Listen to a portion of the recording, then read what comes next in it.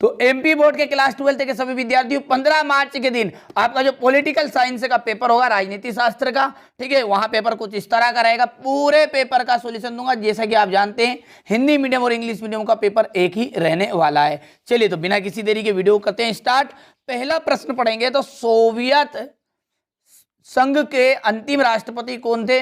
तो बा option right रहेगा। संयुक्त राष्ट्र अंतर्राष्ट्रीय बाल आपातकोष की जो स्थापना की गई वो 1946। कोरोना यानी कि क्वारंटीन की जो शुरुआत हुई थी किस देश से हुई थी? चीन से। क्योटो प्रोटोकॉल कब हस्ताक्षरित हुआ? 1997। इनमें से लौह पुरुष के नाम से जाना जाता है सरदार वल्लभ भाई पटेल।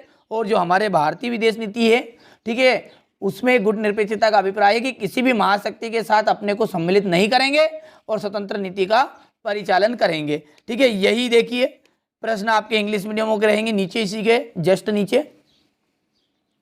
तो ये देख लीजिए, आप बढ़िया से स्क्रीनशॉट ले लीजिएगा, ठीक है। यही प्रश्न आएंगे, बिल्कुल चिंता नहीं करनी, मैं आपको जो बता रहा हूं केवल वही करिए, ठीक है। इसके अलावा आपको पढ़ना तो पढ़िएगा, पर पहले इनको याद कर लीजिएगा, ठीक है। चलिए तो आगे बढ़ते हैं। रिक्त स्थान 2001 की में चीन विश्व व्यापार संगठन में सम्मिलित हुआ। विश्व बैंक का मुख्यालय वांशीगठन स्थान पर स्थित है। यहां लिख देते वांशीगठन। वैश्वीकरण से आर्थिक क्षेत्र में, ठीक है, प्रतियोगिता का जन्म हुआ। किसका जन्म हुआ है? प्रतियोगिता। और British India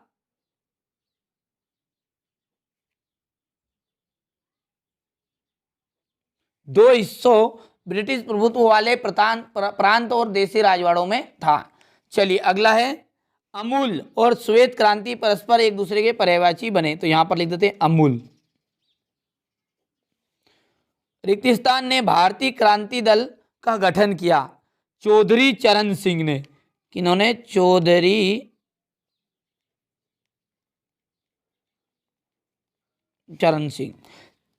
Telugu Desam party के संस्थापक कौन थे? एन.टी. रामाराव। एन.टी. रामाराव, ठीक है। ये रहे आपके क्वेश्चन नंबर 2 के फिलिंग द ब्लैंक्स। चलिए इसके बाद में सही जोड़ी की यदि बात करें तो पहली सही जोड़ी है सोवियत संघ में गणराज्य की संख्या, ठीक है, 1979। विश्व के कुल जनसंख्या 777 करोड़ के लगभग।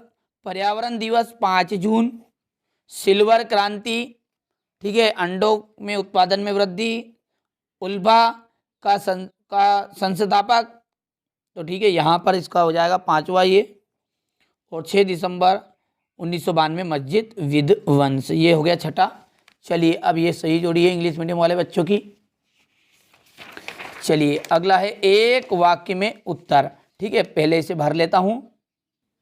यहां से देखिए एक वाक्य में उत्तर का बढ़िया से आप स्क्रीनशॉट ले लीजिएगा, ठीक है। यहां पर देख लीजिए, हैदराबाद में भारत का विलय 1948 में हुआ था। और किस पड़ोसी देश के साथ भारत की सीमा लंबी थी? बांग्लादेश में। तीर का निशान लगा दिया, तो गलती से लिखा गया था वहां पर, ठीक है। ओबीसी का शब्द का विस्तार है अदर बैकवर्ड क्लासेस या अन्य पिछड़ा वर्ग जो है, ठीक है। ये क्वेश्चन नंबर 4 का इंग्लिश मीडियम वालों का।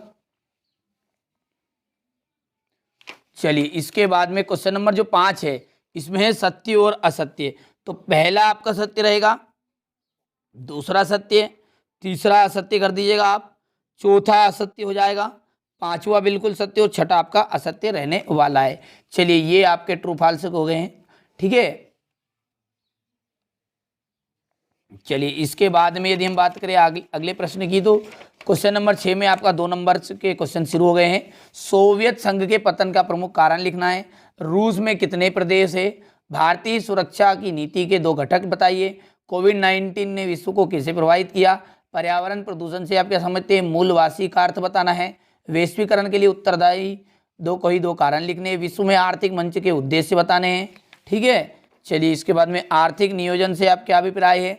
नीति आयोग की स्थापना क्यों की गई? विदेश नीति से आप क्या समझते हैं? किन कारणों से 1980 के मध्यवर्ती चुनाव करवाने पड़े? क्षेत्रीय असंतुलन के प्रभाव को समझाइए। गठबंधन की सरकार क्या है?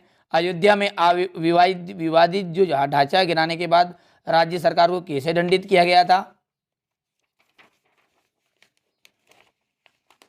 गैर कांग्रेसवाद से आपके समझते दल बदल क्या है, सोवियत संघ के विघटन के कारण। ठीक है, हुबहू प्रश्न आपको परीक्षा में देखने को मिलेंगे। ठीक है, आपको बिल्कुल चिंता नहीं करनी है, क्योंकि आपको अच्छे अंक दिलवाना ही मेरा उद्देश्य है और मैं अच्छे अंक दिलवा कर ही रहूँगा। जितना बताया जा रहा है उसे आप कंप्लीट करिए केवल। ठीक है, यही प्रश्न पेपर में आएंगे। चलिए क्वेश्चन नंबर 20 में देखिए, ताशकंद समझौता के मुख्य प्रावधान बताने। भारत पाकिस्तान के संबंधों में मतभेद के कारण संयुक्त राष्ट्र संघ के प्रमुख अंगों का उल्लेख करना है। विश्व बैंक कार्यप्रणाली में कार्यों का प्रकाश डालिए। तो ये आज मैंने आपको जो राजनीति शास्त्र, ठीक है, इसका पूरा पेपर आपको बता दिया है, बिल्कुल चिंता नहीं करना है। ठीक है, 4 तरह के पेपर में बता रहा हूँ, जिसका ये पहला पेपर है, 3 पेपर और है, उन्हें भी आप कंप्लीट करिए और अच्छे अंक प्राप्त कर लीजिएगा। 4 टोटल पेपर है। ठीक है, आपके पास छुट्टियां भी थोड़ी सी ज़्यादा है, चिंता बिल्कुल नहीं करना है। जैसा मैंने वादा किया मैं पूरा निभाऊंगा, और कोई भी जानकारी मिलेगी तो तुरंत आप तक पहुंचा दूंगा। 4 सेट है, 4 तरह के पेपर है, चारों पेपर को कंप्लीट कर लीजिएगा।